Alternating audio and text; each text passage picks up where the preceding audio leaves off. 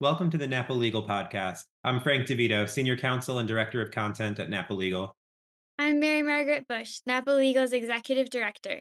You're listening to the Napa Legal Weekly Podcast, where we explore religious liberty from the perspective of faith based nonprofits.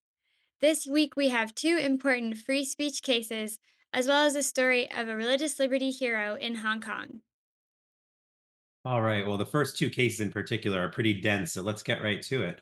The first case we want to talk about today, it's labeled NIFLA versus James. This is a New York Attorney General action that has been going on since, I think, August of 2024. The court case was first filed. So for those who haven't followed this previously, there's a group of 11 faith-based pregnancy resource centers that faced a lawsuit by the Attorney General of New York State, Letitia James. And there are several claims in it. The basis of them is that the Attorney General claims that these pro-life pregnancy centers, their statements about progesterone as an abortion pill reversal treatment are illegally fraudulent and misleading.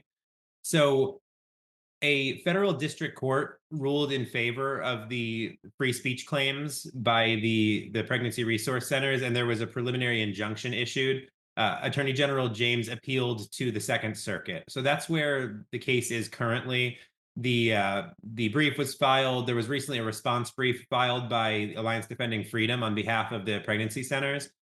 And there's a lot to cover here. So I want to just touch on a few things. I'll say right off the bat, there are really interesting issues. If there are any legal specialists who want to really dive into this case, the preliminary injunction order covers the issues concerning standing, ripeness, judicial abstention, and I think a couple other legal issues that are the opinion's quite good. And it's worth reading that opinion if you're interested in those topics. But I really want to focus on the free speech and religious exercise issues. That's the substantive base of this case. So in the preliminary injunction order from the trial court, they quote U.S. versus Alvarez quite a bit on free speech, and there's a passage that the court quotes in particular that really sums up, I think, the whole issue. And the court says, "quote As a general matter, government has no power to restrict expression because of its message, its ideas, its subject matter, or its content." The court goes on and notes that some false statements are inevitable if there's to be open and vigorous expression of views, which is an expression the First Amendment seeks to guarantee. And the court is quite clear that the record doesn't show that there was a false statement, but that even if there are false statements, sometimes those are inevitable because we have the First Amendment. And I really appreciate, just wanted to throw it out there, that the court, again, quoting Alvarez, quotes George Orwell's 1984 and denies that the United States needs Oceania's Ministry of Truth as part of its government. So it goes hot here. So the substantive claims here are largely First Amendment free speech and free exercise of religion claims. There's also a 14th Amendment claim of violation of due process that basically says that the fraudulent and misleading statements law as applied to these pregnancy resource centers is unfairly vague, which I think is a good point to throw into this case. But again, this is mostly a speech issue. So the gist of it is Attorney General James claims that there was misleading advertising and, quote, fraudulent and unlawful conduct in the advertising of abortion pill reversal treatment via the progesterone pill. The response from the pregnancy resource centers rightfully claims that they have a First Amendment right to speak truthfully, including about the off-label uses of prescription medications. Right? It's granted that progesterone is not it's not an on-label use of progesterone to reverse the abortion pill, but doctors prescribe medications for off-label uses all the time. It's not per se fraudulent or misleading to recommend that a medication can be useful for an off-label use. So that's just not that alone is not at all indicative of a misleading or fraudulent statement. And the reality, and I think the Alliance Defending Freedom points this out in an article they wrote. They have their case update on this. They said, the reality is progesterone is safe and appears to be pretty effective, right? So if there was a clearly fraudulent or misleading statement, if there was no proof that progesterone worked to reverse the abortion pill, and these pregnancy resource centers were saying, guaranteed that if you started the abortion pill process, but you take progesterone, it'll save your baby. This is going to work. Then that would be one thing, right? Again, we would still have the question that the court brings up. False statements are inevitable when we have the First Amendment. But the reality is that's not the case. This is not clear-cut science, and the anecdotal evidence, and there are some studies on this, shows that it's pretty effective. The Alliance Defending Freedom quotes a study that says that there's a success rate of up to 64 to 68% in reversing the first steps of the abortion pill when progesterone is timely administered. So again, this is clearly not, the way I read it, not a false or misleading statement, right? So, going back to the court is clear that the First Amendment protects the plaintiff's right to speak freely about abortion pill reversal protocol. And the court says more specifically that the plaintiffs can, or the pregnancy resource centers are able under the First Amendment to say that it is safe and effective for a pregnant woman to use progesterone in consultation with her doctor to reverse the abortion pill. So the trial court's preliminary injunction order is very clear, and I think it's correct. Right? When you're talking about suppressing speech under fraud or misrepresentation statutes, you have to the government has the burden that this is clearly fraudulent, clearly misrepresentation.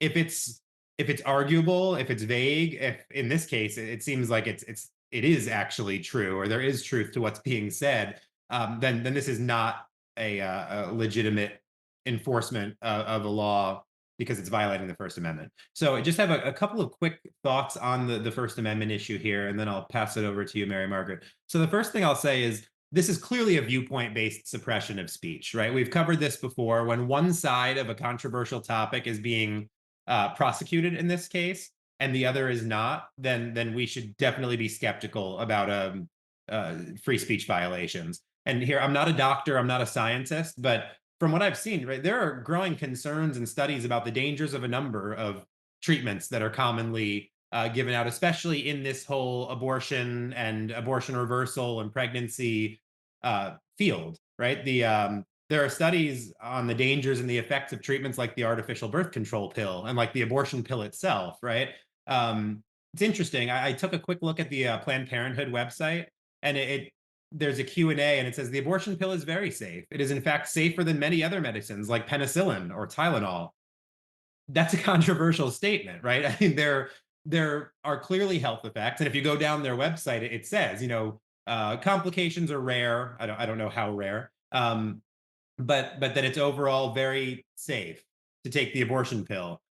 Is that a false or misleading statement? I would say that's no more of a true statement than what the pro-life pregnancy centers are saying about the abortion pill reversal, because progesterone is for other uses. Effectiveness is one thing, but safety is clear, right? Progesterone is given out pretty easily to support pregnancies. You can actually get it over the counter in like a cream form that's not even a prescription. It's not a dangerous medication. So I think it's I've never seen a case of a state attorney general going after Planned Parenthood for a misleading or fraudulent claim about the abortion pill or artificial birth control. So to me, it clearly seems targeted, right? This is one viewpoint about abortion and abortion pill reversal that's being targeted by an attorney general. So I think the viewpoint-based discrimination here is pretty clear, and that makes it much more suspect and much more of a problem under the First Amendment. And then the final thing I'll say here is there's always a danger in these kind of things that infringe on First Amendment rights about chilling speech. And that's a huge problem here, right? Even if the pro-life pregnancy centers prevail in this case, which I'm pretty confident they will, they've had to go through the ordeal of public scrutiny, litigation, media attention, all the stress and the use of resources to fight this lawsuit that come along with the enforcement action, right? The process is the punishment, as they say. They're going to be victorious, I think, but they're still suffering quite a bit to have to use their time and their efforts not to help pregnant women, but to fight a lawsuit that I think shouldn't have happened in the first place. So these types of viewpoint-based enforcement actions, they're dangerous. And they can make religious pro-life individuals and organizations think twice before they speak out or advocate on an issue like this. And so that alone is a huge problem. Yes, Frank, the chilling effect I think is really at the core of what's so problematic about all of this. I think one of the first things that struck me when I was reviewing the some of the pleadings or the ADF brief specifically was it was very inspiring to see so many of our heroes lined up to sign that ADF amicus. I saw Caroline Lindsay, John Birch, James Campbell. It's like our all-stars here, which was, really exciting to see. Um, but yeah, I was I was interested to see too that this was also argued, similar to the Childs versus Salazar case that we looked at last week, pretty purely as a free speech issue. So I thought that that was interesting in light of the fact that when a somewhat similar abortion pill reversal case had come up in Colorado with Bella Health, um, that it was litigated as a free speech, or excuse me, as a free exercise case, and in that Bella Health case, the Colorado District Court actually applied strict scrutiny to the Colorado regulations, noting that the way the regulation was written clearly would only affect religious people because the way the regulation was developed was basically the use of abortion reverse pill reversals in order to preserve the dignity of human life, which is a religious belief, and that's clear from so many of these healthcare and pregnancy resource centers. So I thought it was interesting that the free speech argument was really at the core here, and I'm curious to see if the free exercise dimension is going to be explored, either in the primary kind of case or in maybe some of the amicus that might come in later on. Um, but it also is interesting, the viewpoint aspect, and that again reminded me of the Childs versus Salazar case that we looked at last week. And in Childs versus Salazar, a counselor can't speak to a minor client about any kind of, well, they can only recommend one course of treatment, basically. So they can only talk about gender issues with one viewpoint presented. And here we have the exact same dynamic where it's not that it's not that a resource center can't help women or can't address these issues. It's just that they can only provide one course of treatment. And um it's just like we need to stop and realize how powerfully problematic that is, because there's this big game talk about choice, and here's a choice being presented, and it is absolutely being throttled with the full force of the New York Justice Department. Like there's nothing harmful about giving women a choice, like a life affirming choice, for heaven's sake. And um it really calls the bluff, I think, on the whole choice dialogue when we have a life affirming, affordable option available for women who are opting in. This is obviously consensual when this is explored, and yet the effort to repress that is literally has the entire firepower of New York State behind it. It's just I don't see a lot of choice being celebrated in this conduct from Letitia James. Um, any closing thoughts on that, Frank? Or if not, I'll transition to our other free speech case today. Yeah, I think we should keep the ball rolling. This is that you made some great points, and I'd love to get into this Mississippi case. So this case, I'm calling it Olivier. It might be Olivier. I don't really know. Olivier versus the city of Brandon. So what we have in this case, similar to the case that we just outlined in New York, um, we have both a free speech issue, but then we also have some procedural activity and litigation around it. So the fact pattern is um, this gentleman, Olivier, would go to the city of Brandon's, Mississippi's amphitheater. And so when there was like a big event, maybe a concert or whatever, Gabriel Olivier would go over and he would preach. I think we've all kind of seen these street preachers. He'd have like a presumably like a megaphone, and kind of um exhort the attendees of the events to, reflect on the biblical principles or whatever. And so the city of Brandon arrested Gabriel for violating a local ordinance related to public demonstrations outside the amphitheater. So this is in 2021. Gabriel is taken off guard. He pleaded no contest, which means he didn't plead guilty. He didn't plead innocent. He just said, "Hey, I'll pay the fine. Let's just make this go away." Um, okay. So that litigation closes, and then I guess my assumption is maybe he talks to a lawyer, maybe a friend of a friend says, that enforcement by the city and that ordinance probably violated the First Amendment. So Gabriel brings a Section 1983 lawsuit against the city of Brandon and its officials. So sidebar, a Section 1983 action, kind of a fun constitutional law concept you can probably don't bring this out at a party. No one will know what you're talking about, but you will if you know what it is. You'll be in a minority of people. Um, this is a special statutory action that allows um, individuals to sue state or local officials for violating their rights, and they can seek a variety of nominal, compensatory, and other types of relief under Section 1983.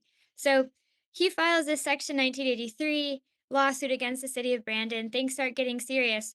Well, the city um, ends up prevailing in the litigation, saying that they can't or the district court says that they can't decide this claim the because he had pleaded no contest, basically the first time the issue came up. So this is another nifty civil procedure question called uh, res judicata, which means basically, why didn't you say so in the first place? That's the Latin for you should have said so earlier.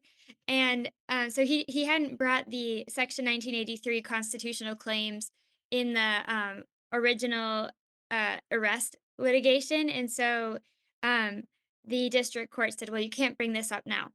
And so, when you first read this case, you're like, "Well, is this a free speech case or is this a civil procedure case?" And my first thought was, "Well, if you look at the question presented, this is actually on a question presented on cert to the Supreme Court right now." Um, the question presented it looks fairly technical. It says, whether the Supreme Court's decision in Heck versus Humphrey bars Section 1983 claim seeking purely prospective relief where the plaintiff has been punished before under the law and now challenged as unconstitutional. So you hear that, it sounds kind of technical, sounds kind of niche, but when you really reflect on it, even though it's not the ordinance itself that's being challenged, like we would typically be used to in a First Amendment lawsuit, it's a procedural question. Procedural questions, particularly in First Amendment and particularly in free speech cases, they have very substantive implications. And so what's being really asked here from the Supreme Court is Gabriel wants to go back. He wants to keep doing what he's doing, and he wants assurances from the state that this unconstitutional or presumably unconstitutional ordinance will not again be enforced against him. And the whole thing is at an impasse because because he had pleaded no contest earlier on. Well, you can see how problematic that is for free speech. And the Fifth Circuit, when they denied his petition for a rehearing, it was a very narrow decision. Only 9 judges ruled in favor and 8 judges ruled in favor of the rehearing and 9 voted to deny it.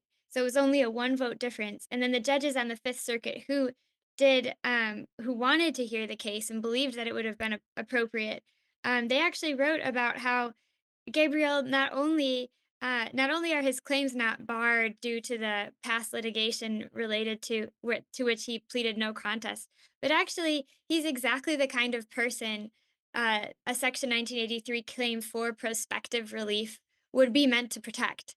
There's something bad happened to him in the past, and he needs to be assured that this doesn't happen in the future. And in fact, I think it was Judge Ho specifically writes. Um, Gabriel has a particularly strong demonstration of the burden here because he can show that he's at high risk of injury. Because under the case Susan B. Anthony List versus Dryhouse, past enforcement is good evidence that the threat of enforcement is material. And so this is likely to happen to him again. He's seeking these assurances. And so while it's sort of a procedural question whether his lawsuit can proceed, there's a very substantive free speech implication here. And so um, I think this is a really important case. I don't know whether we'll see the Supreme Court grant cert here just because there is a little bit of messiness in what's been going on at the district court and the Fifth Circuit level. But I think there are some important questions here, and it really underscores how important clarity and a robust process around protecting all First Amendment rights are. And I guess as a just a closing note, this is again being kind of placed in the free speech realm, but you can see there are a lot of different layers to what Gabriel's doing here because not only is he engaging in speech, but he's also assembling, he's potentially associating with others and clearly when he has a religious message and this is being enforced against him seemingly because of that message, there's clearly free exercise implications. So lots to unpack here, Frank. I would love to hear what you think about this and how it might impact the First Amendment and particularly free speech landscape overall. Yeah, thank you. Thanks for the refresher on the 1983 procedural aspect. So that's a really important thing. And you're right, this might be a little bit of a messy case to be granted cert by the Supreme Court, which is in a way kind of a shame because this is such a cut and dry speech violation. The way I see it, so that's what I want to focus on for a minute here. That we covered a couple weeks ago that case in Georgia, Georgia State University, and his name is Stephen Atkerson, I think. He would go and share his faith with students, and there were these speech zones that he couldn't leave, right? And he left the speech zone because it was raining, and ended up getting approached by armed guards and police officers. And if that one was troubling, I think this one even more so because that again, public space. It's a university, but at least a university is a place for a particular purpose for the education of for higher education. This one is so clearly what the First Amendment is meant to protect, like almost in its essence, right? Like this is a public square, it's a public park. This is exactly where you can imagine like founding era debates on the hottest issues of religion and politics would take place, right? And so to kind of cordon people off and say, oh, well, you're protesting, you have to be in this like isolated area away from the amphitheater. This to me just strikes at the heart of what the First Amendment's meant to protect. Like, no, the amphitheater in a public park is exactly where controversial political opinions and religious opinions are proper to be discussed and debated. So, I was thinking, I don't know that this is the case, but I think there's an interesting conversation. I won't name the particular prominent federal judge who I had a conversation with about this, but there's a lot of appetite among people who take originalism seriously to see maybe a little bit of poking at the tiers of scrutiny on these First Amendment kinds of cases, because when you get to the point where you can say, okay, yes, of course, free speech is protected by the First Amendment, so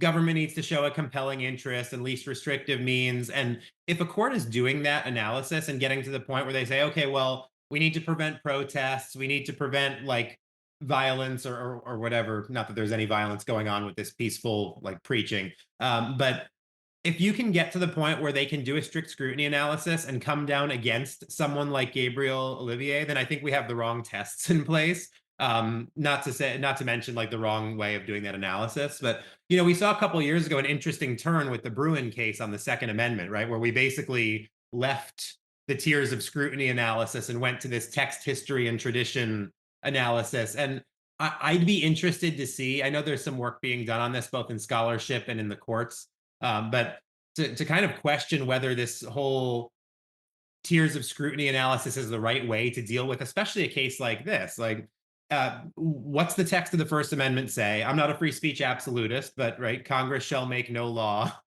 respecting an establishment of religion or abridging dot dot dot free speech, right? So if the government's not supposed to make any law abridging this speech, then unless it's a kind of speech that's not protected, right, inciting a riot, blasphemy, there are a few other ones, but I think it's really troubling if you can just apply this like high balancing test and still come out and say that like no, Gabriel Olivier can be cordoned off in a corner of a public park and not allowed to speak in the public square, right? So I know I'm throwing a lot out there. Again, I don't think this is the case to probably do that, but I think again this is a really compelling set of facts. Like, this is not it's not okay to abridge the First Amendment, especially on an issue like this.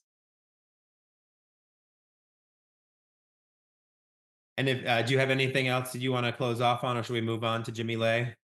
I couldn't agree with you more. And I think you're right. This is the consummate First Amendment case. And so while there was a little bit of messiness, on the other hand, hearing you kind of recap it, I'm like, I hope the Supreme Court does grant cert here because maybe in fact the messiness itself is why they need to show that it doesn't matter if there was some back and forth or confusion um, in the early stages of litigation.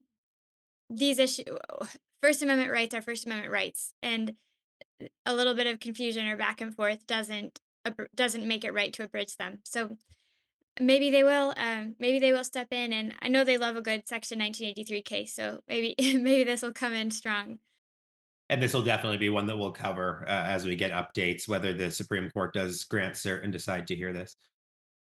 So to close out, and we won't take too much time on this, but we did want to highlight it. So if anybody has not heard about Jimmy Lai, you might want to do a little bit of background reading. There was recently a piece was it an EWTN or was it, I think the National Catholic Register, right? There was an EWTN interview with Sebastian Lai, who is Jimmy Lai's son. So for those who don't know, Jimmy Lai has been he's a Catholic and an advocate of democracy in Hong Kong. He's been doing important work there for a long time. About 4 years ago, he was arrested by local Chinese authorities after his newspaper circulated reports on the country's failure to abide by an international treaty. Um, there were escalating Chinese national security laws in that area, and Lei was actually encouraged by allies to leave Hong Kong because his freedom was in danger, and he refused to leave. So he's been essentially in solitary confinement for about 4 years, and it's really a mess. And again, this is not a deep dive legal case, but we just wanted to highlight what's going on here. And I have a couple takeaways, and then I'll pass it off to Mary Margaret. So first of all, Jimmy Lai he's 77 years old at this point. He's a diabetic. He's been in solitary confinement for 4 years. From what his son said, there's no natural light. He's not able to receive Holy Communion. It's really a hellish existence, and yet it hasn't been hellish for him because he's kept the faith. He's prayed, and he's really quite an inspiring figure, given all he's gone through, especially at his age and health condition. And in the midst of all this, I don't. I admit I don't know much about the procedures because this is not American law or American court system. But it seems that there is still an ongoing trial. It's been delayed for several months. There was this strange thing where they had to stop and clarify some evidence or something, and there's been a 5 month delay in the middle of the trial here. And there are a lot of reports saying that there's a good chance that, given his age and health and the conditions he's being subjected to, that Jimmy Lai may very well not survive this ordeal. So I just want to point out a couple things. First of all, from what I've read, there's really not a legal avenue to get Jimmy Lai released, right? If this is America, you have pretty clear free speech, free exercise arguments, and there's no reason that somebody should be jailed for calling out government abuses. But this is not America, and so I think that's the first thing to just kind of highlight. Um, the the other thing I'll say is that while there is no legal avenue, from what I've heard, there is diplomatic possibility here, and there's been some hope. I think it was Jimmy Lai's son who had said that the new Trump administration gives him hope. There seems to be some interest. Trump did mention Jimmy Lai at one point by name, so there's some hope that the Trump administration intends to lead the charge and work with some other countries that want to help get Jimmy Lai released on clemency grounds or on health grounds. We'll be watching this. It's a complicated legal question what's going to happen, but in the meantime, we encourage everyone listening to pray for Jimmy Lai and for his family in the meantime, because it's really an awful ordeal. And the other thing I wanted to say is, just given the First Amendment issues we were just discussing on this podcast today, and that we discuss in general, Jimmy Lai's case is a poignant reminder, right, that we can't take for granted the freedom to exercise religion, the freedom to speak that we have here in America. Again, it's not perfect. It's constantly under attack, as we see in the cases that we cover. But for the most part, people are able to speak about the government, to be critical of the government, to exercise their religion, and not be thrown in solitary confinement awaiting a long, mysterious trial process, right? So things aren't perfect here, but we should be thankful for what we do have, right? And then finally, I'll just say that I think for me personally, and I'm sure for you too, Mary Margaret, Jimmy Lai offers a powerful personal example, right? He could have left Hong Kong, he could have stopped the work he's done, or even he could have kept doing the work he was doing, but done it from a safe country, right? Could have kept doing the newspaper work and the reporting work from outside of Hong Kong when the laws were made more severe. He chose not to leave, right? We should be inspired and strengthened by his witness. He's standing up for what is true and good and beautiful. It's a lot harder to do that in a place that's controlled by or interfered with by China. It's much easier to do so in America. But I think Jimmy Lai is an example that, right, even when it becomes dangerous, maybe even deadly, to stand up for what's true, we should pray and have the courage of the saints when God calls us to do something great. So I think he's just an amazing example. It's a tragic case, and we're gonna keep watching this and see what happens in the coming months. I think you put it so well, just saying how poignant it is to close talking about Jimmy Lai after discussing First Amendment rights, since he quite literally is in prison because he believed that freedom of speech and freedom of religion and freedom of the press were so critical to human flourishing that he felt that he was willing to give up his own freedom to ensure that at the international level attention was drawn to the violations of these rights in China and Hong Kong. Um, it's really powerful, and it's a reminder of how important it is to preserve these rights. I think in a way we're honoring him by discussing and being troubled by First Amendment violations in our own country. I'm also reminded a lot of what I know about Jimmy, I learned through the Victims of Communism Memorial Foundation and Museum here in Washington, D.C. So, as a sidebar, I just want to commend the work of Dr. Elizabeth Spalding, Dr. Eric Patterson, who have um, highlighted the importance of his example to in the reality that if we you know, freedom is only as famously said, freedom is never more than one generation away from extinction. And I think that it highlights the urgency we need to have in continuing to fight for and defend First Amendment freedoms. And I also want to close. I had the privilege of going to some of the victims of communism events surrounding the International Religious Freedom Summit, and really, it's really emphasized how religious freedom is linked to freedom across the board in society, and a lot of the communist regimes, really regimes that just commit atrocities against the human person, violence, genocide. A lot of that begins with religious freedom violations, with First Amendment violations, and so um, I think it really just drove home to me how critical it is that we stay vigilant um, on these issues, and as our founders would say, that we oppose with manly firmness any abridgments of free exercise and other First Amendment rights. So yeah, I think we should all keep Jimmy and the Lai family in our prayers at this time, and really be challenged by his heroism. I'm certainly not at the level where I have any desire to go to prison for our rights. But I'm inspired to be stronger and to be more courageous and to work harder for religious freedom and all of our freedoms because of his example. I think I should give you the last word. Well, our last word is thank you for joining us for this episode of the Napa Legal Podcast. If you enjoy our content, please like the podcast and subscribe to our channel on YouTube, Spotify, or wherever you are listening. We hope you'll join us next week as we continue to highlight and discuss some of the most important ongoing legal issues affecting religious liberty and the work of faith based nonprofit organizations. We'll talk to you next week. Thank you all for joining us, and God bless you.